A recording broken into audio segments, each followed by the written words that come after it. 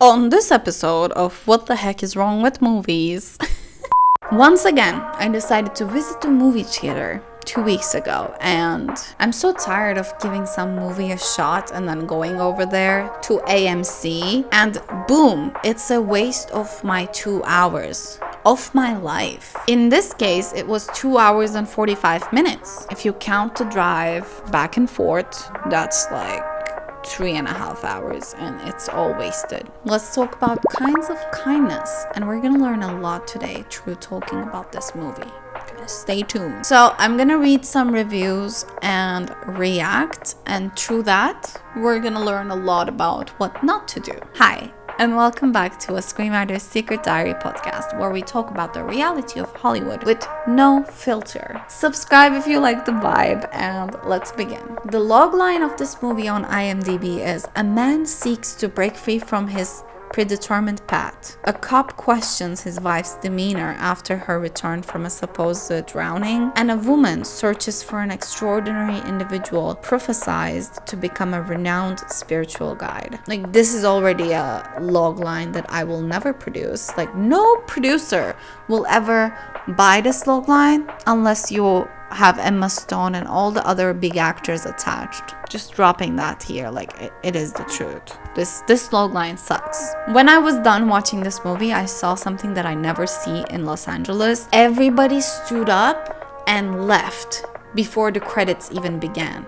Like, it was cut to black and we were like, oh, thank God. We were like running away. It's usually in Los Angeles, people are filmmakers and actors and screenwriters, so we like sitting watching through credits until it really is the end of the entire recording of that movie. But this time, nobody stuck around. We were like, bye. I'm sorry, nothing against anyone involved in this project. I'm literally just telling how I felt. Literally, when we stepped out, everyone, like my friends and I, were like, what the heck was that? Oh my God, I feel so tortured. Like, I literally felt like it was torture sitting in there. I only sat because my friends were sitting.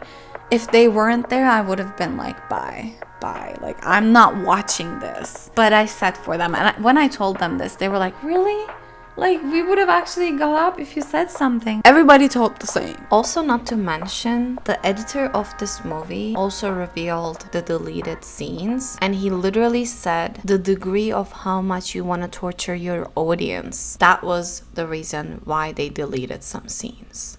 So they were trying to torture the audience, and it did work. I and many others feel tortured. There was this EU energy in the movie theater. Some sex scenes started happening in around midpoint, and it came out of nowhere, and everyone was like what does that have to do with the story? Because sex scenes and naked scenes and violent scenes, these scenes are very sensitive. So in education of becoming a filmmaker or screenwriter, you quickly learn that you have to do that if it adds something valuable to the story. It was out of nowhere. Everyone was like, suddenly it started, the sound of started, and we were just like, and then suddenly everyone is naked and we see everything, and it's just like why is this important to the story? For context, the story of this part was about this wife who is lost, and the man is missing the wife, and the man is telling this other couple friend, let's watch the video. And then the other couple friend is like, no, let's not watch the video, we don't want to watch the video, blah blah blah blah. And then finally they agree, because the guy seems very upset. They watch the video, and we have no idea what the heck is on this video. When they open it, it's a full-on scene. It's just and it had nothing to do, it didn't add any plot point, any meaning, any depth to this at all. This couple having sex with the other couple, having a foursome, had nothing to do with the story. So why do you need that? Why did you need to do that? So these stories, there were 3 separate stories, And at the beginning of each story, it actually says like who plays who, which actor plays which character. I read the reviews and they were saying, oh, it's a 3 anthology episode movie. What? It's like 3 short films in one big movie, 3 long short films in one movie. Why? Go make a Netflix show. You have the connections. You're an Oscar winning director. You can do whatever the heck you want. You can go to Hulu or someone and ask them to make an, I don't know, 8-episode anthology show, anthology miniseries, and have Emma Stone and everyone else join in. Why do you have to make it a movie? It's almost like Black Mirror making a movie out of 3 different episodes of their show, like them mashing 3 episodes up, like 1, 2, 3, literally, like not even trying to make sense of 3 stories. You know, it's just 3 episodes, 1, 2, 3, totally different characters, totally different story, and then calling it Black Mirror the movie, and I'm putting it in box office. If you don't know what an anthology series is, think of Twilight Zone. So each episode features a different story and a different set of characters. Black Mirror is also an anthology series, as we mentioned. There are also seasonal anthology series. Think American Horror Story. Different seasons, totally different stories. Anyways, let's read these reviews and react, because I don't want to review this movie myself. I just want to react and tell you guys about what's going on. Kinds of Kindness, Roger Ebert is what I want to say here. 3 stars is so generous. Maybe 1 star just because the actors did a good job. Like, they actually acted really good. Like, I can't say nothing about the acting.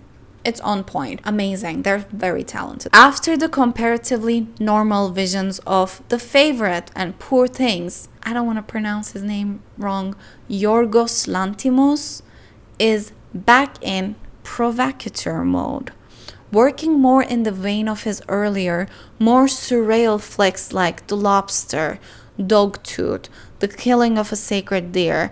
The filmmaker's latest reunites him with Eftimis Filippo. So sorry if I'm pronouncing these wrong. The co-writer of those movies, to deliver a study on the many facets of control, how we claim to fight against but often return to it, and how often it limits our ability to live satisfying lives. That is so true, actually. Like, each story is about losing control, wanting to lose control. Like, these people are being controlled. They don't want to be controlled. They want to break out of their shells. And then the moment they break out of their shells, they want to go back to that controlling lifestyle. So they always run back. There's that I will give to this reviewer, that, yeah, you saw that. You saw the team. And it is well executed if you see the team. But again, conversations about what ties the films together thematically may end in frustration. Let's see. Kinds of Kindness overflows with ideas, giving the project the feel of 3 films that Lanthimos and Filippo couldn't quite flesh out to feature length. Oh my God, yes. But the problem is, if you give me these 3 short films, I swear I will make the future for you. You would have 3 different feature films that are amazing in storytelling. So what do you mean they couldn't flesh it out? So they were like, hey, let's make it into 1. No, doesn't make any sense. I don't like this. I don't like that there are artists out there who couldn't flesh it out. So they were like, hey, let's do this. I don't like it. Anyways, so seemingly they decided to cram them together into a nearly 3-hour anthology. Conversations about what ties the films together thematically may end in frustration. Still, the one thing that undeniably unites them is Lanthimos' mastery of tone, making another film that's alternately hysterical and terrifying, even when it puts up walls against interpretation. The anthology nature of the project brings to mind the theory that if you try to make 2, or in this case 3 movies, you're not making one cohesive one. Yeah. Still, the audacity of the project carries the day, and a cast once again bringing their A game for a director who knows how to work with ensembles. That is true. I can appreciate that. The acting, The directing, I don't know. I'm sorry. Like, oh. The first 3 films within a film is playful, even in its title. The Death of RMF. It's not long before one realizes a few characters' initials could fit that monogram and starts to wonder who it refers to, even with the introduction of a character with them on his chest. It could be him, but Lanthimos likes to keep us on our toes. What? It didn't keep me on my toes at all. The shots of the first part were terrible. Shots were good. I don't know. I don't like the way he did it. What happened is, imagine a very wide shot of me sitting here, like the entire, like even the parts that are cut, you can see. And then suddenly a close-up of my eye, and then back to that insanely wide shot. This happened with like orange squeezing the orange, like very close up of the orange squeezing, and then suddenly a wide shot from behind. I know it was done like on purpose. I know this is his style. Those shots actually made it worse. So there's that. The problems start for Robert when he pushes back on first-degree murder, even though Raymond insists that the victim is willing to go through with it himself. When Robert stands up for himself, his life falls apart. Exactly. He finally stands up to the person who is controlling his life. When Robert stands up for himself, his life falls apart, leading him to worry that he's been replaced in the corporate machine, desperately trying to reclaim his role as a cog within, which was so weird. Like suddenly he wants to go back to someone who wants him to kill someone, and he actually even murders the guy. And then suddenly they take him back. It's the weirdest thing. I love the story, but it could have told in a very, in a much better way. Okay, while the text of Kinds of Kindness is rich enough to unpack in think pieces and coffeehouse conversations, there is a sense that there hasn't been as much careful consideration of how it all ties together as in some of his best films. Yep, I agree. It doesn't tie together at all. I waited for it. I analyzed it. I was waiting for the perfect moment where I was gonna be like, oh, this is why. I've been fucking bored out of my mind, but this is why. I see now, oh, that's a masterpiece. Oh, that's so smart. I didn't have that moment at all. Anyways, moving on. Still, I wondered if there wasn't a version of this film from before Lanthimos became a renowned master and Oscar nominee that might have been tighter, more refined by the nature of having a little less complete creative freedom. He's earned no one having control over him, but maybe that's not always a good thing. Yes, finally someone says it. You guys know in this podcast, we talk a lot about producers trying to suck money out of you and producers trying to control you and make sure it's in a way that the audience will like it and stuff. And yeah, I don't love that. I do think there should be a creative freedom. But if that creative freedom is gonna make people want to blow their heads off, then no. You don't need that creative freedom, especially if these big stars are attached. What are you doing? Go do your experimental in a different way. Anyways, let's read another review. Emma Stone is back with Yorgos Lanthimos in Kinds of Kindness, but it's no Poor Things. So, let's put on a show. I like to think that's what Yorgos Lanthimos said while getting the cast together for Kinds of Kindness, his latest film. Except it was probably more like, let's put on a sick and twisted freak out of 3 stories that will test the audience's capacity for weirdness. And patience is what I will add here, to say nothing of the strength of its stomach. And eventually its patience. Oh, it said it. Oh my god, it says it here. Okay. The film lasts 2 hours and 44 minutes. So naturally, Emma Stone signed on. She just won her second Oscar for the brilliant Poor Things and has another film with Lanthimos in the works. Of course, her Poor Things castmates Margaret Qualley and William Dafoe are in. How about a newcomer? Okay, I can't pronounce these names. I'm sorry. What is Kinds of Kindness about? Lanthimos has put together a nice little company there, and the performances are crucial to selling his ideas. Say this for the director. His cast always goes all in, and Kinds of Kindness is no different. Exactly. His cast is amazing. There's nothing about the cast that did anything. It was the shot choices, the editing choices, the stuff that he didn't cut out because he was too attached to it, and because now he's Oscar nominated and Oscar winner, nobody questions his choices, and that's the problem here. I think there needed to be a consultant, an editing consultant and a screenwriting consultant that comes from outside. Like, I can already see if I, as a screenwriting consultant, and if someone I know as an editing consultant was present in the room, I swear to God, these things would have been so much better. Like, this movie would have gotten better rating. We would have made sure the director and the editor and everyone in the room did justice to the stories and to these actors who did a great job. But he unfortunately took this creative liberation way too much. Anyways, moving on, the film tells 3 separate stories, all starring the core cast.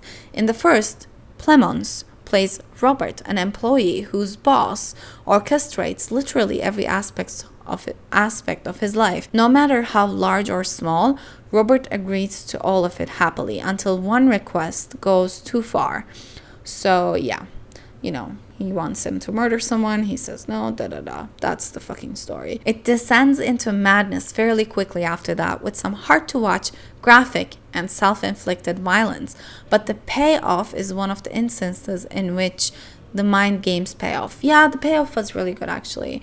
I'm gonna say, like, when he finally kills the guy, like, in a very horrific way, you go like, what the fuck? But not in a good way. You lengthen it so hardcore that it's now hard to watch. And now the ending doesn't give me satisfaction. Like, you lost the audience with all those shots. In the first 10 minutes, you lost the audience. And then you couldn't get them back. That's what happened in this movie. The final story is about Emily and Andrew, members of a bizarre sex cult led by Dafoe and Cho, searching for a supposed miracle worker who can bring people back from the dead. The ending was again kind of crazy. Like, ending is always a bomb, but again, you didn't have my attention at the beginning, so I'm not following here. I am following, but I'm bored out of my fucking mind. So there was a lot of that. Let's see. The ending here, he says, there's something about a lot of the film as a whole that makes it feel as if Lanthimos is trying a little too hard, where the brazen insanity of Poor Things felt, of all things, natural. Here, a lot of the stories seem forced, even though everything is underplayed for effect. I agree. Maybe that's important to whatever it is Lanthimos is going for here. Whatever it is he's going for, like, no one knows. And it's a stretch to say he's going for much other than bizarre meditations on love and devotion, but it's not nearly as much fun. It is not at all. Again, sex cannot happen out of nowhere. Like, the last one, sex did happen because it's a fucking sex cult. Yes. But in the second one, there was no sex and no need for sex. Like, there's a lot of weird, sick stuff in this movie that doesn't really add anything to the story and don't really thematically feed the story and feed the audience. It just feels like random shit kind of being thrown at us, and that's a no-no in the filmmaking. That's a no-no in screenwriting.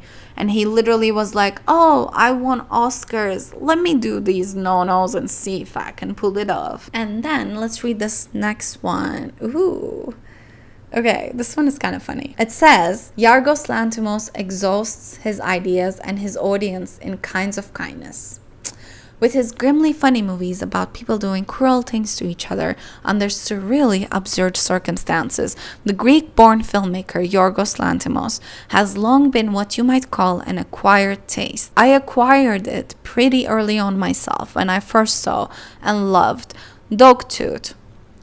Let me pause and tell you, I loved The Favorite. That was the movie that made me go like, oh my God. I can write whatever I want. I can write an artsy movie and actually get it recognized. Like, he actually opened a lot of doors for me with that movie, but he lost me after that. I'm sorry. In more recent years, it's been gratifying to see so many others acquire it too, embracing the director's brilliant period comedies, The Favorite and Poor Things, both commercial hits that won Oscars. Lanthimos' success is not to be taken lightly. He's one of a few European filmmakers I can think of who's managed to go Hollywood without diluting what makes him distinctive. That is true. I love that about him. And I'm a Turkish screenwriter. He's a Greek director, which makes me very hopeful about the fact that, we can have accents, we can be born in different places, but we can still be welcomed in this industry. So nothing against that. When I'm saying stuff about kinds and kindness, it's nothing against this person who I adored after The Favorite. It's just that he tried something and it didn't work. But the funny part is, no one warned him. So I wish I had kinder things to say about his new film, which is called Kinds of Kindness. But for the first time in a while, probably since his 2017 misfire, The Killing of a Sacred Deer, Lanthimos seems to be spinning his wheels. Kinds of Kindness, which runs a very deliberate 2 hours and 45 minutes, spins 3 dark fables set in the present day. The latter is made explicit in the third and most tedious drawn-out story, which revolves around a bizarre cult led by a couple played by Dafoe and Cho. Stone plays Emily, a high-ranking member of the cult who is excommunicated for violating its strict rules of bodily purity.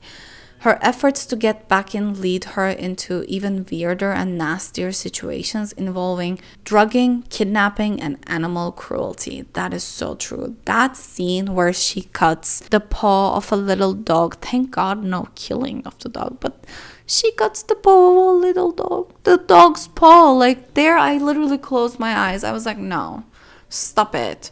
No. Okay, let's read the ending. It's especially disappointing coming so soon after Poor Things, which, for all its transgressive sex, felt like a unified vision, a work of genuine purpose that got more interesting. But Kinds of Kindness, by contrast, feels like a lazy and self-admiring riff, punctuated by the occasional crude shock, like when one character asks another to chop off their finger and serve it for dinner. That happens. Oh my God, that was so crazy. Chop off your finger and serve it to me. And she actually does it. Emma Stone's character does it. It's the weirdest thing. Weirdest thing ever. Let's try another one. Kinds of Kindness review. Yorgos serves some bad clams. Fans of Yorgos know that a lobster can be a most excellent choice, but when shellfish goes off, there's no saving it. Lanthimos' new film, Kinds of Kindness, is an oyster shucked a little too late. One can forgive the fishmonger, that's why oysters usually come in a baker's dozen, but what are you saying? One can probably cut Lanthimos some slack too, since he had an awfully high bar to meet after Poor Things. Nah, no one is cutting. That was a torture movie. But an otter who plays it strange will inevitably hit a bad clam. I agree with this. I don't like the shellfish and stuff. I mean, he's trying to do something with the lobster thing, the movie he did. But I don't like that, so I'm just not gonna read it again. Let's do this Screen Hub Australia film and television review. Kinds of Kindness review, such dark delights, 5-star. Disturbing and hilarious. How is it hilarious? Kinds of Kindness reunites Emma Stone and William Dafoe with the Poor Things director. There is a peculiar power to the number 3. It suggests asymmetry and imbalance, the discord of the third wheel. And Kinds of Kindness director takes up these associations with absurdist glee. What are you saying? Like those earlier films, Kinds of Kindness takes place in a kind of reality, at once recognizable and strange. The stories are all set in New Orleans and the same actors play different characters. Yes, we know that. The other tangible element that links the stories is a mysterious man knowing only by the initials RMF, who appears briefly in each film and makes an amusing comedy. Yeah, that's true. There's a guy named RMF that kind of appears a little. Yeah, in the first one, he actually dies.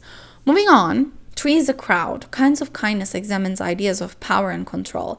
Lantimos presents us with a series of demented scenarios involving unbalanced relationships that play on a crude, dominant, and submissive dynamic. The fear of being replaced by someone more lovable or more competent drives the submissive characters to go to absurd lengths to keep the relationships alive. Okay. He found this one connection between all trees. What these characters have in common is a willingness to outscore their thoughts, actions, and even their moral compasses to fulfill a social role that subordinates them. I agree. Yes, the teams are really teaming, but the movie is not movieing, unfortunately. So if this was a 3 different movie with these 3 different stories, it would have been received so much better. Versus this being just 3 different stories that doesn't have any connection, like in terms of the story. Like, for example, in the second story, he shows us this like husband who lost his wife. Like, the wife is missing and they're trying to find the wife, and they're not able to find, and the husband is going through a lot. But then finally the wife arrives, and the wife is not the wife. Like, he keeps realizing that there are some weird things going on, and then he basically wants the wife to cut her finger and serve him. She does, and then he tells her to cut her liver and serve it to him. And then in the process of cutting, she dies. And then suddenly a door knock is heard. He opens the door and it's the real wife, Emma Stone, showing up. The other one was also Emma Stone, by the way. But then you think about this, okay, what was happening then? Was there an experimental space? What was this double? That's not my wife. Then who was it? Why does she look like your wife? Why is she serving you her finger and stuff? Like, are you not going to explain what just happened? That actually threw people off even more. You know what I mean? So that didn't make any sense. The second story was so bad. And then in the third story, there's this island type of a spot where we see that in the second story, the wife was missing around an island and a yacht. So that kind of like ties up to the third story where there's like an island type of a place with a yacht. So I was waiting for a hint at what is going on. Why was that double there? Like the third story to somehow tell us something about the second story. Now that would have been brilliant, but it didn't happen. So I'm just saying. Now I'm not going to continue reading this 5-star shit because I know what they're trying to do. They're trying to be not honest with you, or they really liked it. Film review. Kinds of Kindness delivers all kinds but little kindness. There aren't many kinds of kindness in the latest from Yorgos, an almost 3-hour trilogy of dark, sometimes funny. Who finds this funny? Not once did anyone laugh in that movie theater. Not once. About the best you can say of these characters is that they sometimes do bad things for what they pursue as the right reasons. Whether you're willing to forgive their transgressions probably says more about you than them. This chapter might be the most gruesome, but be prepared for violence and gore throughout. Not constantly, but it's never far away either. This bit is also the most Twilight Zone-y. That is true. It was like Twilight Zone. But again, don't make it movie then. Make it a TV show. People would have received it so much better if this was an anthology TV show starring all these beautiful actors. That would have been so much better. I would have binged it. I would have been like, yes, this is amazing. But when it's in a movie theater, you expect something else. So you can't give that to us and expect us to, oh yeah, it's you, then we'll accept it. Yeah, whatever you do, we love you. You can't expect that. That's it. We did it. Oh my god, I don't want to remember this movie ever again. Like, I want to forget this ever happened. I really wish it was a TV show because I would have watched it. I really would have watched it. So many people would have loved it, but the movie version didn't work out. So, thank you for watching this. Just to let you know, I have no issues with this director. I'm happy he made it. After watching The Favorite, I was actually very impressed with the authenticity and like he inspired me a lot. And maybe in a way, that's what he did here. He wanted to let out his authentic self in a more, I don't know, authentic way. But it didn't work out. And it's okay. Good for him that he has this platform and he has an audience and he has these big stars willing to do whatever for him. That's kind of good. I appreciate that. That gives me hope, but this movie doesn't give me hope. I'm sorry. I'm not gonna lie about my feelings about this movie just because, you guys come here for honesty, so I'm gonna give you honesty. Let's call this healthy criticism. And today we learned what not to do as filmmakers and screenwriters. And let me know if you guys liked this type of an episode where it's just a conversation about a movie and I'm just reading some reviews and reacting to whether they are telling the truth or not. I would have loved to do a screenplay analysis, which is what I was planning actually. When I went to see Kinds of Kindness, I was like, I'm gonna do a screenplay analysis, but there's no screenplay to analyze. There's no feature film screenplay to analyze. So here we are. I hope you liked it. Thank you for watching. Make sure to follow, subscribe, comment down below what did you think, or did you watch the trailer? What did you think it was about? Let me know. See you next time.